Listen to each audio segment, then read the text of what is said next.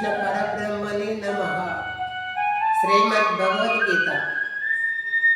అన్నము పరబ్రహ్మ స్వరూపము. అయితే అది పరమాత్మ ప్రసాదించింది కాబట్టి మన జీవనం కొరకు వండుకొని తినకుండా ఆ పరమాత్మకు సమర్పించమని ఈ యొక్క శ్లోకంలోని తాత్పర్యము. యజ్ఞశిష్టాసినా సంతో మృక్షంతే సర్వకిల్బిషై భుంజతే తే త్వహం పాప ఏ పచంచాత్మకారణాతు. యజ్ఞ శిష్టన్నము తిన్నటువంటి సత్పురుషులను అన్ని పాపముల నుండి విముక్తులయ్యదరు. కేవలము శరీరము కొరకు వండుకొని తినే మనుషులు ఆ పాపమునే సదా భుజించుచున్నారు.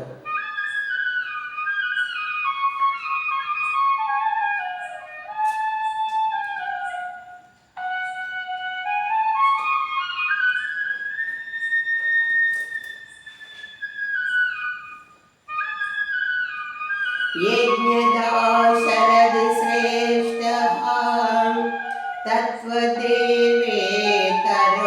జనః స్వయం ప్రమాణం కురుతే లోకస్తనువర్తతే. శ్రేష్ఠులైన పురుషులు ప్రమాణముగా ఏమి చేయుదురో వాటిని ఇతర జనులు కూడా అనుసరించును. మహాపురుషులు ప్రతిష్ఠించిన ప్రమాణమునే సర్వజనులు పాటింతురని తెలుసుకొనుము పార్త. అర్జున, ఈ లోకం నందు నాకు కర్తవ్యం అనేదియే లేదు. అటులనే పొందదగిన వస్తువులో నేను పొందదగినదే లేదు. అయినను నేను సదా కర్మలే అందే ప్రవర్తించుచున్నాను. పార్త, ఎప్పుడైనను నేను సదా సాధారణముగా కర్మలు ఆచరించనిచో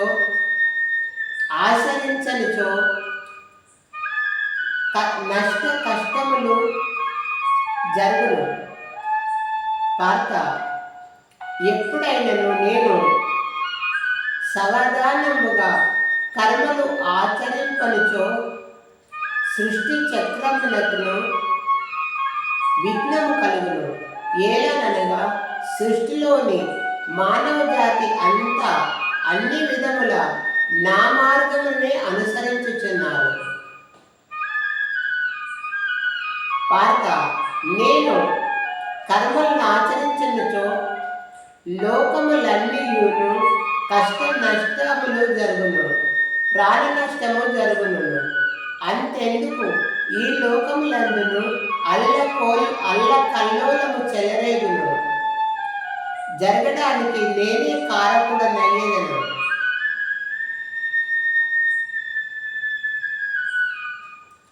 అర్జున, అజ్ఞానులు కర్మలయందు ఆసక్తులై వాటిని ఆచరించుచున్నట్టుగానే జ్ఞానయోగులు లోక హితార్థము కోరి ఆసక్తి రహితులైన కర్మలను ఆచరించవలను. పరమాత్మ తత్వమునందు నిశ్చల సిద్ధి సాధించిన ఆత్మజ్ఞాని కర్మలను ఆచరించుచున్న అజ్ఞానులను భ్రమకు లోను కాకుండా ఆ కర్మలనందును ఆచరించేటట్టుగా శ్రద్ధగా వారికి తెలుపవలెను. ఇదే కర్మ కౌశలమును అని చెప్పుదురు.